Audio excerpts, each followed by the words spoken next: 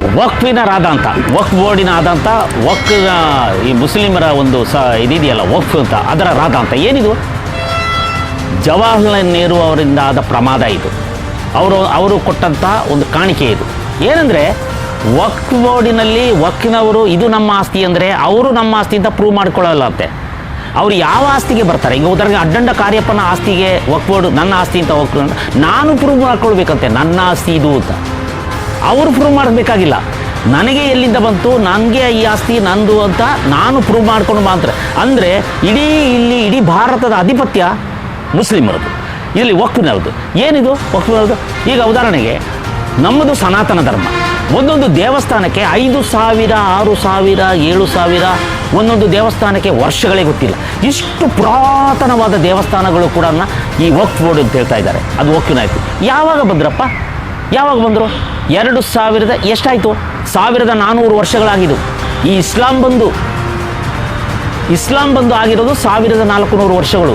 ಇಸ್ಲಾಂ ಹುಟ್ಟಿ ನಮ್ಮ ಸನಾತನ ಧರ್ಮಕ್ಕೆ ಯಾವಾಗಂತ ನಮಗೇ ಗೊತ್ತಿಲ್ಲ.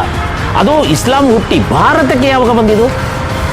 ಭಾರತಕ್ಕೆ ಮುಸ್ಲಿಂ ದಾಳಿಕೋರರು ಬಂದ ಮೇಲೆ ತಾನೇ ಈ ತುಘಲಕ್, ಔರಂಗಜೇಬ, ಅಕ್ಬರ ಇಂಥವರೆಲ್ಲ ಆವಾಗಿಂದ ತಾನೇ ಈ ಮುಸ್ಲಿಮರು ನಮ್ಮ ದೇಶದಲ್ಲಿರೋದು. ಅದೇ ಹೇಗೆ ಅವ್ರದ್ದು ಆಗ್ಬಿಡ್ತದೆ?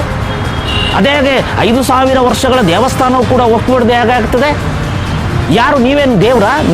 ನಿಮ್ಮ ಆಸ್ತಿಯನ್ನು ನೀವು ಬಂದು ಅಡ್ಡಂಡ ಕಾರ್ಯಪ್ಪನ ಆಸ್ತಿ ವಕ್ಫ್ ಬೋರ್ಡ್ ಅಂದರೆ ನಾನು ಪ್ರೂವ್ ಮಾಡ್ಕೊಳ್ಬೇಕಂತೆ.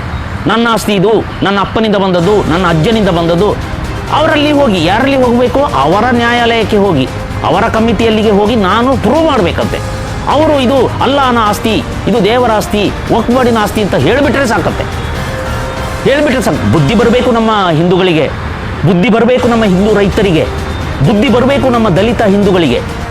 ಯಾವಾಗ ಬರೋದಿಲ್ವೋ ಇದು ಮುಂದೊಂದು ದಿನ ಇಸ್ಲಾಂ ರಾಷ್ಟ್ರ ಮಾಡುವ ಹುನ್ನಾರದಲ್ಲಿದೆ. ಈಗ ಬಾಂಗ್ಲಾದೇಶ ಆಗಲೇ ಇಸ್ಲಾಂ ರಾಷ್ಟ್ರ ಘೋಷಣೆ ಮಾಡಲಿಕ್ಕೆ ಸಂಸತ್ತಿನಲ್ಲಿ ನಿರ್ಣಯ ಆಗಿದೆ, ಇಸ್ಲಾಂ ರಾಷ್ಟ್ರ ಅಂತ.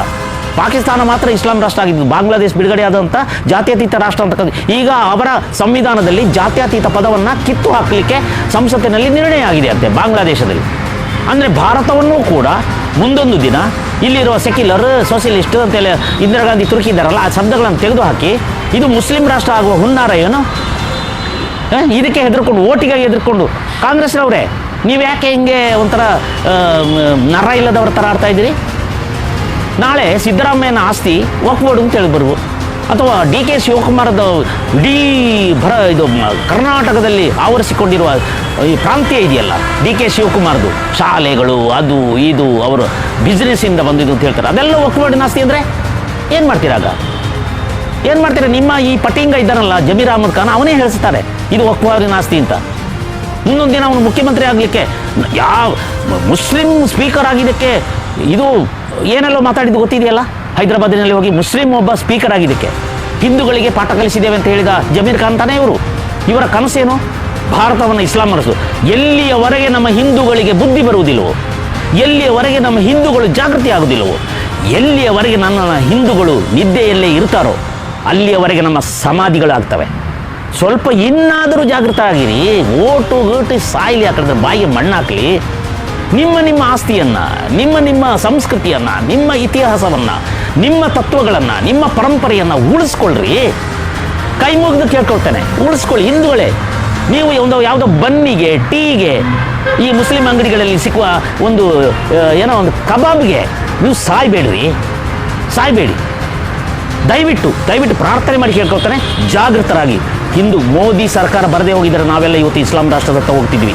ಇದು ಖಂಡಿತ. ಜೈ ಭಾರತ ಮಾತೆ.